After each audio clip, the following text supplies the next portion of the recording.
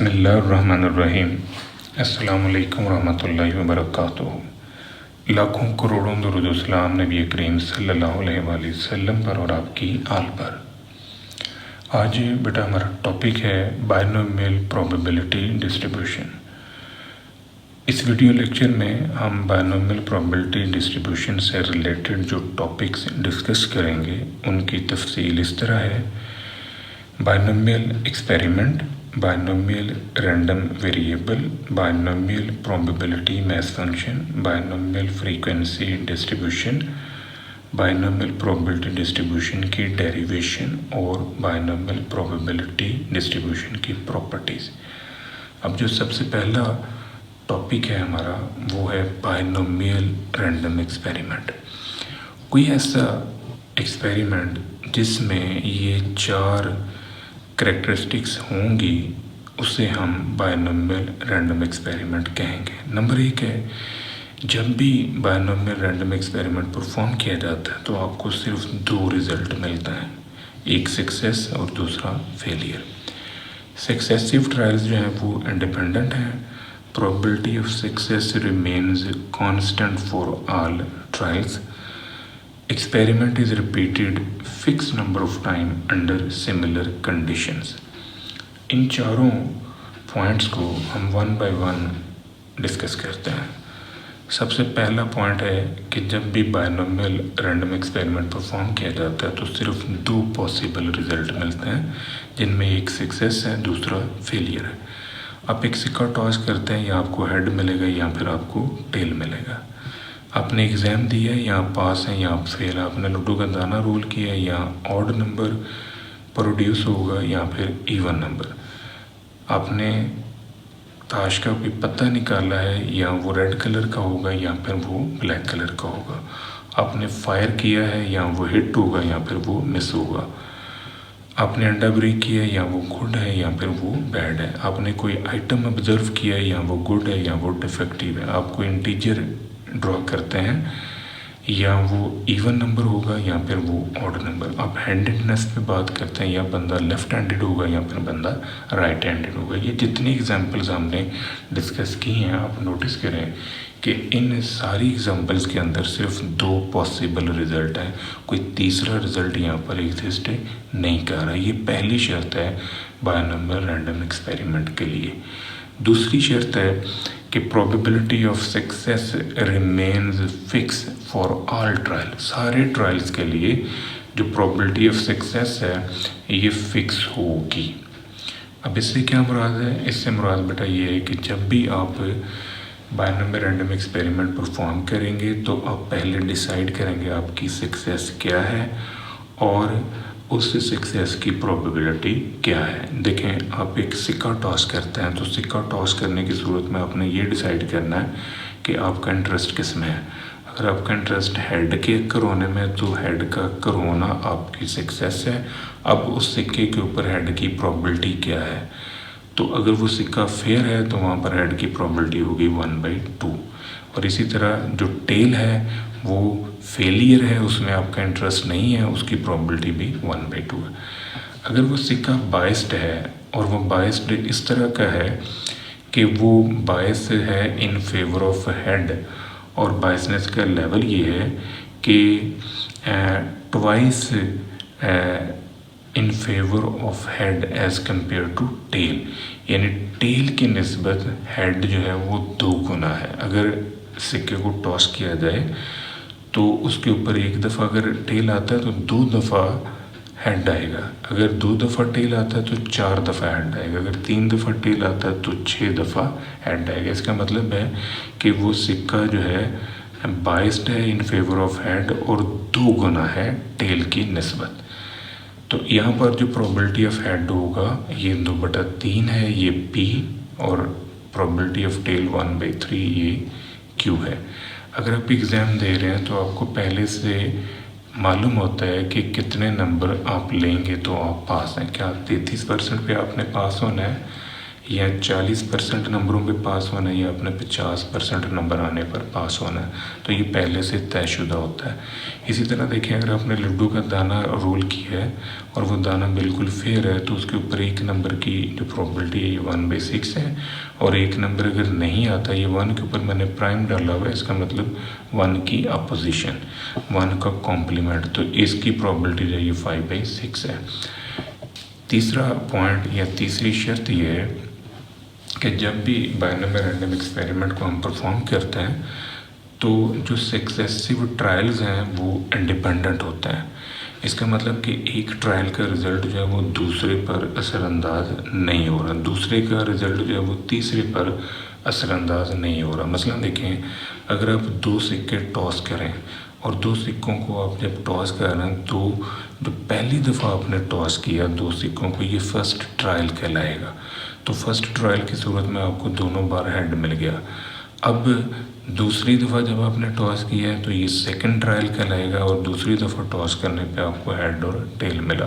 फिर आपने तीसरी दफ़ा टॉस किया तो आपको दोनों सिक्कों पे टेल नज़र आ गया। फिर आपने केथ टाइम दोनों सिक्कों को टॉस किया तो आपको दोनों सिक्कों के ऊपर हेड नज़र आ रहा है।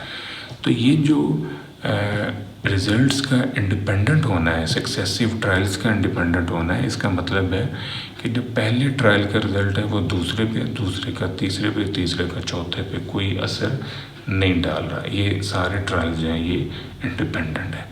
अब लूडो का दाना रोल करते हैं, पहली दफ़ा 6 आया, फिर रोल किया 5 आया, फिर रोल किया 1 आया, फिर रोल किया 2 आया, तो ये इंडिपेंडेंट ट्रायल की सूरत में आपने रिज़ल्ट्स लिखे हुए हैं। जो चौथी कंडीशन है वह है कि एक्सपेरिमेंट को फिक्स नंबर ऑफ टाइम आपने परफॉर्म करना है और अंडर सिमिलर कंडीशन परफॉर्म करना है। इसका मतलब है आप पहले से तय करेंगे कि आपने एक्सपेरिमेंट को कितनी दफ़ा करना है और उसमें शराइत क्या है। मसलन देखें, हम ये कहते हैं कि हम लूडो के एक दाने को 10 दफ़ा टॉस करेंगे, ये हमारा एक्सपेरिमेंट है। अब ये तय हो गया कि लूडो का दाना 10 दफ़ा टॉस होगा। अब हम शराइत तय करते हैं कि लूडो का दाना जब हम रोल करेंगे तो उसका वही रिज़ल्ट कंसिडर करेंगे जो लूडो के दाने के ऊपर नज़र आएगा। अगर लूडो का दाना रोल करते हुए लूडो के बाहर बाउंड्री से गिर गया तो उसका रिज़ल्ट काउंट नहीं होगा। फिर हम ये शर्त रख लेते हैं कि लूडो का दाना जो है वो एक स्पेसिफिक हाइट से हमने ड्रॉ करना है, यानी जो हम उसको थ्रो करेंगे वो एक स्पेसिफिक हाइट से थ्रो करेंगे, स्पेसिफिक हाइट से रोल करेंगे, और अगर उस हाइट से नीचे या उस हाइट से ऊपर आप करके रोल करते हैं तो फिर वो रिज़ल्ट कंसिडर नहीं किया जाएगा। तो ये कुछ शराइत हैं जो आप एक्सपेरिमेंट परफॉर्म करने से पहले रख लेते हैं। अब जब भी बायनोमियल एक्सपेरिमेंट परफॉर्म होगा तो इन चारों शराइत को हम ऑब्ज़र्व करेंगे। जिस एक्सपेरिमेंट के अंदर ये चारों शराइत आ जाएंगी उसे हम बायनोमियल रैंडम एक्सपेरिमेंट कहेंगे, और जो एक्सपेरिमेंट इन चार में से कोई एक शर्त भी पूरी ना करे फिर वो बायनोमियल रैंडम एक्सपेरिमेंट नहीं होगा। अब हम आते हैं बायनोमियल रैंडम वेरिएबल के ऊपर। बायनोमियल रैंडम वेरिएबल जो है ये नंबर ऑफ सक्सेस को आइडेंटिफाई करता है in an independent Bernoulli trials with probability of success P fixed in each trial. अब जो हमारा x है ये बायनोमियल रैंडम वेरिएबल कहलाता है और ये प्रोबेबिलिटी ऑफ सक्सेस को शो कर रहा है। इसकी जो पॉसिबल रेंज है वो 0, 1, 2 अप टू सोन n तक, और n के ऊपर कंडीशन है कि ये 30 या 30 से कम होगा, इससे ज़्यादा नहीं हो सकता। बायनोमियल प्रोबेबिलिटी मैथ फंक्शन जो है the binomial random variable x with parameter n and p has the probability function. ये आपके पास बायनोमियल प्रोबेबिलिटी मैथ फंक्शन है। इस प्रोबेबिलिटी मैथ फंक्शन से हमें पॉसिबल नंबर ऑफ सक्सेस मिलती हैं जो कि x की सूरत में हमें नज़र आती हैं। x की वैल्यू 0, 1, 2, 3 आप रखते दें तो यहाँ से नंबर ऑफ सक्सेस आपको मिलेंगी। अब ये जो बायनोमियल प्रोबेबिलिटी मैथ फंक्शन है इससे हम बर्नौली प्रोबेबिलिटी मैथ फंक्शन भी जनरेट कर सकते हैं। वो कैसे करेंगे? जो बायनोमियल प्रोबेबिलिटी डिस्ट्रीब्यूशन है इसमें 2 या 2 से ज़्यादा ट्रायल होता है, यानी अगर हम नंबर ऑफ ट्रायल जो है वो 2 या 2 से ज़्यादा तो वहाँ बायनोमियल अप्लाई होगा। लेकिन अगर नंबर ऑफ ट्रायल मतलब सिर्फ एक ही है, n की वैल्यू आपके पास 1 है, तो फिर वहाँ बायनोमियल नहीं लगती, वहाँ पर बर्नौली डिस्ट्रीब्यूशन अप्लाई होता है। और जो बर्नौली डिस्ट्रीब्यूशन का फंक्शन है जिसे हम बर्नौली प्रोबेबिलिटी मैथ फंक्शन कहते हैं उसकी ये फॉर्म होगी। यहाँ पर देखें, यहाँ n है, ये बायनोमियल है, यहाँ n की जगह 1 आ गया तो ये बर्नौली है। बर्नौली जो डिस्ट्रीब्यूशन है इसका एक पैरामीटर होता है जिसे हम p कहते हैं। बायनोमियल के 2 पैरामीटर होते हैं जिसमें एक n है, दूसरा p है। अब एक इंतहाई इम्पोर्टेंट नोट है वो ये कि जो रैंडम सैंपल हम ड्रॉ करेंगे फाइनाइट पॉपुलेशन में से, फाइनाइट पॉपुलेशन का साइज़ जो है वो कैपिटल N है, सैंपल का साइज़ स्मॉल n है। तो ये जो सैंपल हम ड्रॉ करते हैं कैपिटल N में से, ये ड्रॉ किया जाएगा by using with replacement sampling. With replacement sampling से मुराद ऐसी टेक्निक है जिसमें जो चीज़ आप ड्रॉ करेंगे उसे आप फिर बीच में डाल देंगे। इस तरह क्या होगा कि जो चीज़ आपने निकाली वो फिर आपने बीच में मिला दी अगला एलिमेंट निकालने से पहले, तो हो सकता है कि वो एलिमेंट फिर निकल आए। इसको हम विद रिप्लेसमेंट स्कीम कहते हैं। जैसे प्राइस बॉन्ड्स हैं, प्राइस बॉन्ड्स जो हम ड्रॉ करते हैं वो विद रिप्लेसमेंट स्कीम से ही ड्रॉ किया जाता है कि जो प्राइस बॉन्ड एक कुरानंदाजी में निकलते हैं अगली कुरानंदाजी में उन नंबर्स को फिर बीच में डाल दिया जाता है और फिर हम सिलेक्शन करते हैं, तो ये विद रिप्लेसमेंट सैम्पलिंग कहलाता है। अब है binomial frequency distribution. Binomial frequency distribution जो है इसमें हम अपने प्रोबेबिलिटी मैथ फंक्शन को जो कि बायनोमियल का है इसे कैपिटल N से मल्टीप्लाई कर देते हैं दोनों तरफ, यानी if binomial probability distribution is multiplied by capital N we get the binomial frequency distribution. ये जो प्रोबेबिलिटी मैथ फंक्शन है बायनोमियल का, इसे कैपिटल N से दोनों तरफ मल्टीप्लाई कर दें। अब सवाल ये है कि यहाँ पर कैपिटल N क्या है? तो P जो है इस फंक्शन में, जो P है ये प्रोबेबिलिटी ऑफ सक्सेस है, Q प्रोबेबिलिटी ऑफ फेलियर है, X possible number of success है, N जो है ये टोटल नंबर ऑफ ट्रायल्स हैं और capital N number of sets in which experiment performed. ये उन सेट्स की तादाद है जिनमें एक्सपेरिमेंट परफॉर्म हुआ। अब इस सारे को समझने के लिए एक छोटी सी एग्जांपल आप ज़रा डिस्कस करें। नोट करें कि toss 6 coins 1000 times, find the probability distribution of number of heads and frequency distribution of number of heads. अब ये 6 सिक्के हैं जिनको आपने 1000 मरतबा टॉस किया। ये 6 जो है ये छोटा n है और ये 100 जो है 1000 जो है ये आपका कैपिटल N है। अब प्रोबेबिलिटी ऑफ सक्सेस जो है, अगर हेड में हमारा इंटरेस्ट है नंबर ऑफ हेड में तो ये P है, ये 1/2 है अगर सिक्का फेयर है। प्रोबेबिलिटी ऑफ टेल ये भी 1/2, ये आपका Q है। अब इसमें ये जो फंक्शन है ये हमारा PMF है, probability math function for number of heads, और ये फ्रीक्वेंसी डिस्ट्रीब्यूशन है फॉर नंबर ऑफ हेड्स। यहाँ पर x की जगह आप 0 1 2 3 4 5 6 रखेंगे और साथ ही उसे 1000 से मल्टीप्लाई करेंगे तो ये आपके पास है फ्रीक्वेंसी डिस्ट्रीब्यूशन का कॉलम खुल जाएगा। अब हम आते हैं बायनोमियल प्रोबेबिलिटी डिस्ट्रीब्यूशन की डेरिवेशन के ऊपर। If P be the probability of success and Q be the probability of failure, probability of success remains constant for all trials, और ट्रायल्स जो है बाय नेचर इंडिपेंडेंट है। Probability of exactly x success out of n independent trial is given by, ये function आपको दे दिया। इस function से हमने प्रोबेबिलिटी ऑफ सक्सेस जो है वो निकालनी है।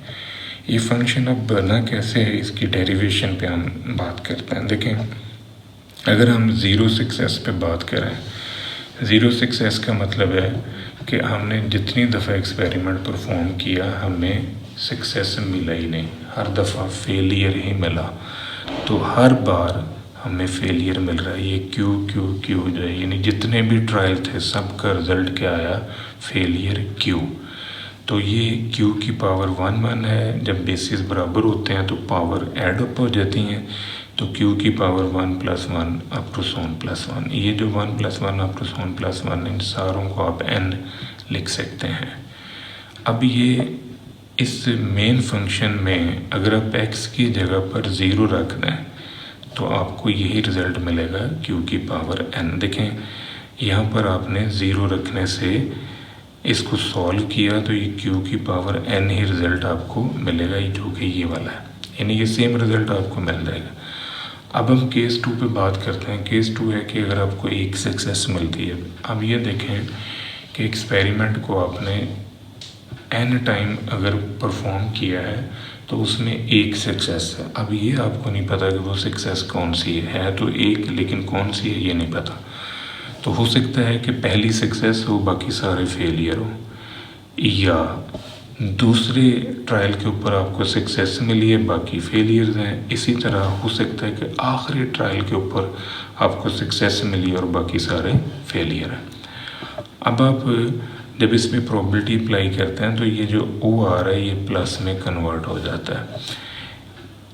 यहाँ पर अगर n टाइम एक्सपेरिमेंट परफॉर्म हुआ है तो एक सक्सेस है और बाकी फेलियर है, इसका मतलब n-1 फेलियर है, यानी q की पावर n-1। सिमिलर पैटर्न, ये एक सक्सेस है और बाकी सारे फेलियर हैं तो n-1 failure, and so on. Last पे देखें p जो है ये एक सक्सेस है और n-1 फेलियर है। इस सारी इक्वेशन में से p q की पावर n-1 आप कॉमन ले लें तो बाकी आपके पास आएगा 1 + 1 + 1 एंड सो ऑन +1। ये जितने 1 + 1 + 1 है ये सारे के सारे n में कन्वर्ट हो जाएंगे। इनकी जगह पर आप n लिख सकते हैं।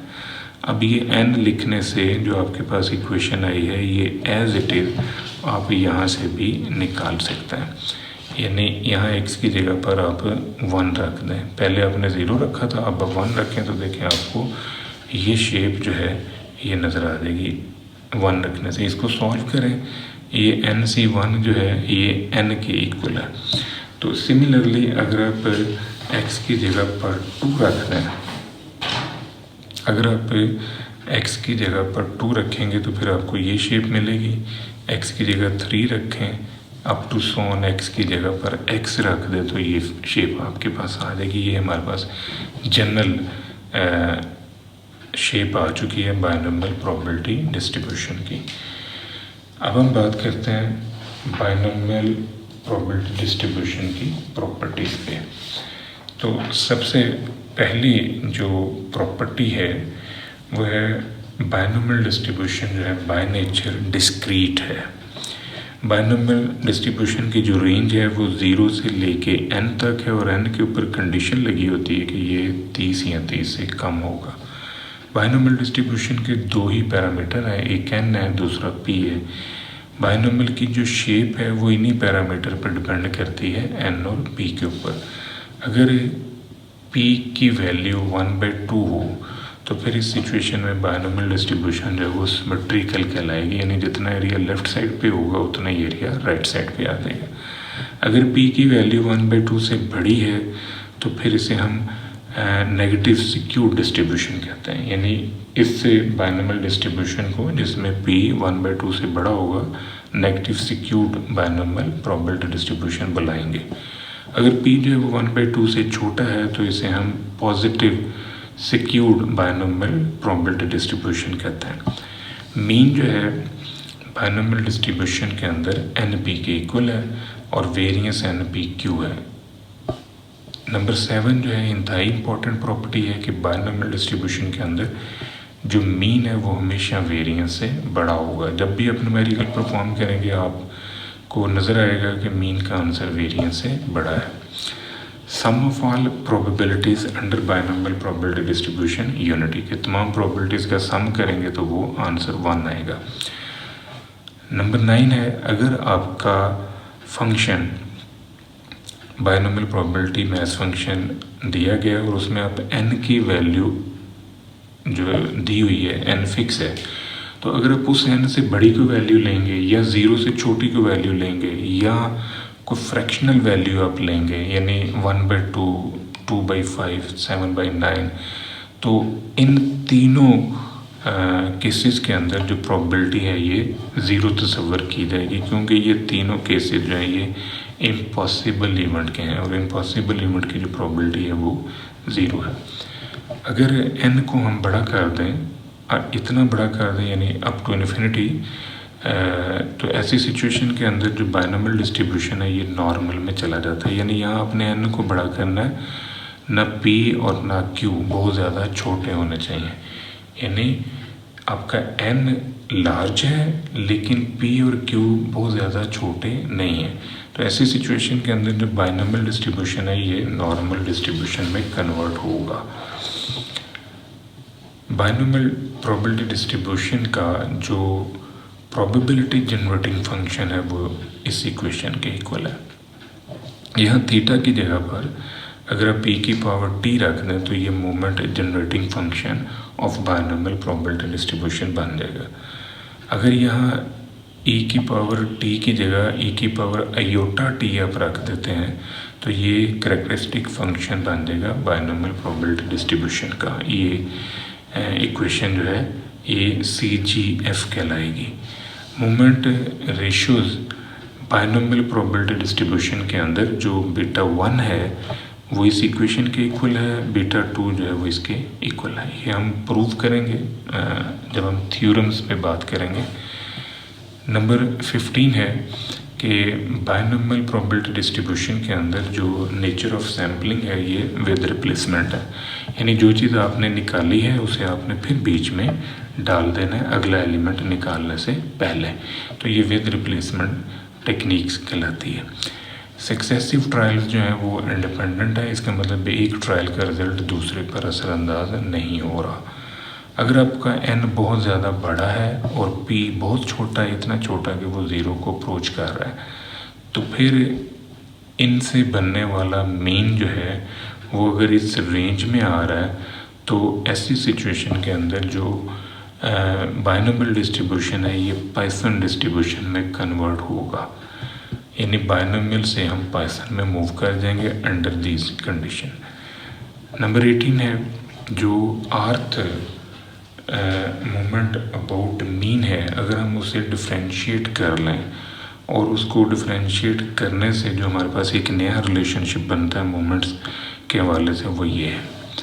अब यहाँ पर आप r की कीमत रखें 0, 1, 2, 3 तो आपको मोमेंट्स अबाउट मीन मिलना शुरू हो जाएंगे।